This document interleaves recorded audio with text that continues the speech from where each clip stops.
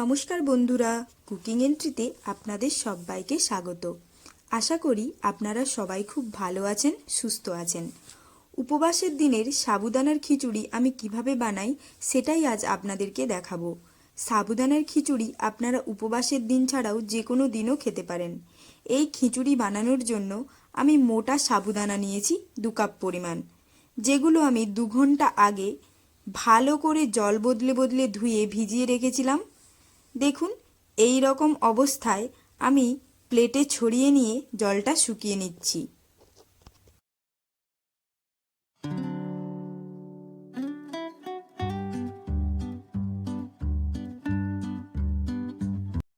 আর নিয়ে নিয়েছি আলুগুলো আমি এই রকমভাবে কেটেছি। আপনারা চাইলে ছোট ছোট কিউব করেও কাটতে পারেন। নিয়ে নিয়েছি গোটা জিরে হাফ টেবিল চামচ, চীনাবাদাম 1 মুঠো, কাঁচা লঙ্কা কুচি ও চেরা কাঁচা লঙ্কা, কারি পাতা। আমি চীনাবাদামগুলোকে শুকনো খোলায় নেড়ে খোসা ছাড়িয়ে গুঁড়ো করে নেব। তার জন্য আমি গ্যাসের ফ্লেমটা অন করে কড়াই বসিয়ে চীনাবাদামগুলো দিয়ে নেড়ে নেড়ে খুব ভালো করে ভেজে নিচ্ছি। আপনারা চাইলে অল্প তেল দিয়েও ভেজে নিতে পারেন। আপনারা কে কোথা থেকে আমার এই ভিডিওগুলো দেখছেন আমাকে তা কমেন্ট করে জানাতে ভুলবেন না।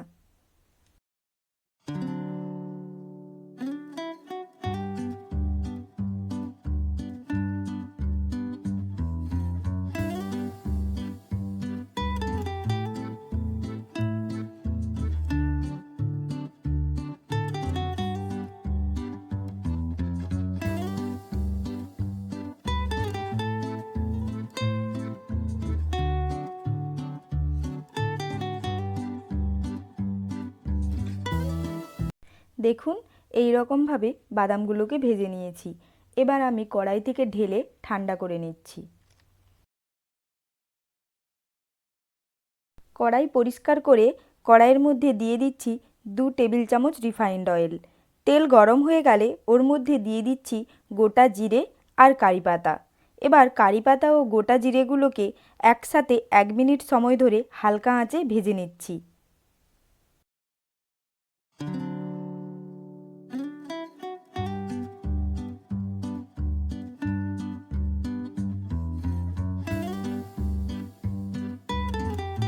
এবার এর মধ্যে দিয়ে দিচ্ছি চেরা কাঁচা লঙ্কা ও কাঁচা লঙ্কা কুচি। এবার কাঁচা লঙ্কাগুলোকেও একটু ভেজে নিচ্ছি। এখন স্বাদমতো লবণ দিয়ে তেলের সাথে ভালোভাবে মিশিয়ে নিচ্ছি লবণকে।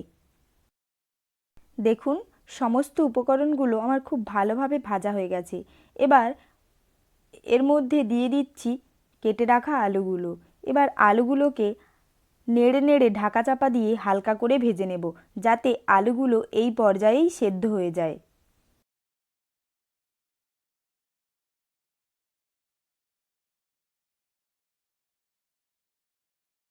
এর ফাঁকে আমি ভেজে রাখা বাদামগুলোর খোসা ছাড়িয়ে হামালদিস্তার মধ্যে দিয়ে এইভাবে গুঁড়ো করে নিচ্ছি। আপনারা চাইলে মিক্সিতে বা শিলনোড়াতেও হালকা করে গুঁড়িয়ে নিতে পারেন।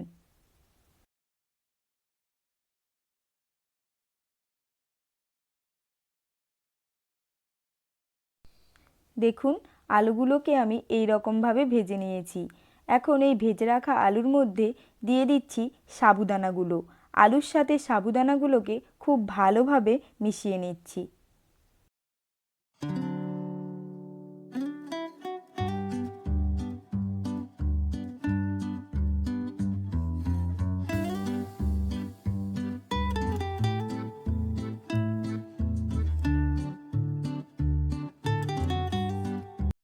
আমি যেহেতু আলু ভাজার আগেই লবণ দিয়েছিলাম, তাই লবণ কম মনে হলে এই পর্যায়ে মিশিয়ে দিতে হবে।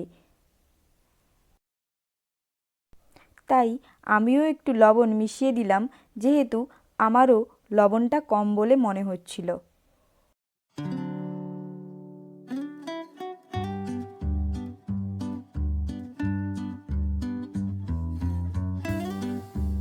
এই পর্যায়ে দিয়ে দিচ্ছি গুঁড়িয়ে নেওয়া বাদাম।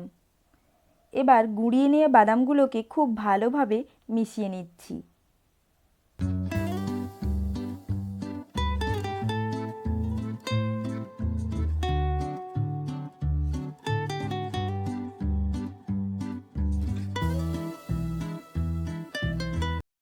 আবারও দিয়ে দিচ্ছি ভেজে ছাড়িয়ে রাখা অর্ধেক বাদাম।